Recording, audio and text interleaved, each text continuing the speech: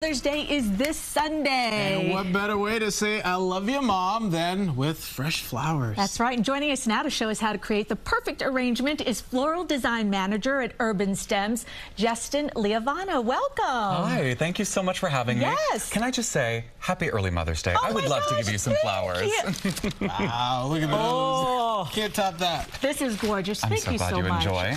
Okay, so Yes. what is the key to picking out like the best floral arrangement? That is an excellent question. And I think that people often say it's the thought that counts. And when they say that, what they mean is just give whatever nonsense you want to give and it's fine. But that's not actually what it means. What it means is connect the gift you're going to give to something about the person you're giving it to, right? So I might say, Mom, years ago I saw this beautiful photo of you out in a field and there were these gorgeous blue flowers. So I wanted to send you something with blue flowers that reminded me of that. Or maybe, you know, like, Mom, the last time I saw you, you wore this beautiful, brightly colored dress. And so I wanted to give you something really vibrant and bright. Reminds me of your vibrant spirit. Something like that, right? When you connect what you're giving to something about the person, it just feels more special and considered. That is such a good idea. Thank you. And you don't have to hang yourself up on like, am I getting the perfect color every time? Right. Don't stress too much about that. Just be a little bit considerate and, you know, a little bit considered about how you're going to connect the gift to the person you're giving it to. You'll be totally fine. A little more thought than just the thought. Exactly. Yeah. I'm so glad you said though, too, because like I always see like people on Instagram like doing this, but I've never actually done it. I want to actually do it. So how do you create like your own arrangement out of a bouquet like this? Absolutely. So if you have some gorgeous flowers,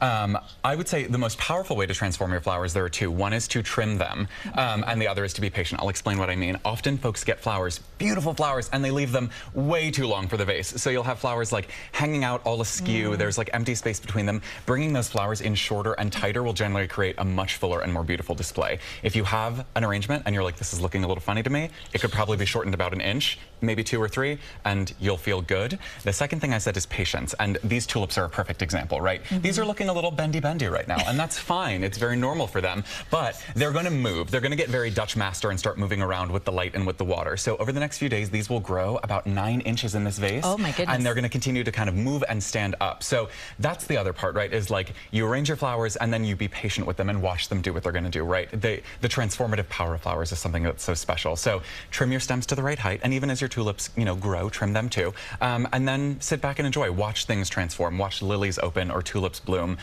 Those are my tips for really making the perfect arrangement. And, you know, you get something so gorgeous. How do you get them to last longer? Great question. So there's a lot of DIY like hacking out there. There's a lot of like aspirin in the water, penny in the water. I don't know what that does. I feel that in my profession, I'm a professional floral professional. In my opinion, that's all placebo nonsense. If you have flower food, you do want to use it. Follow the instructions on the back. Typically, it's about 2 tablespoons of flower food per liter of water. However, what your flowers really just need is fresh, clean water. If you don't have flower food, if you're working at home or trying to give a gift and maybe you don't have that handy, just keep the water fresh, right? Change it every couple of days. If anything is ever looking a little funky, give the stems a trim.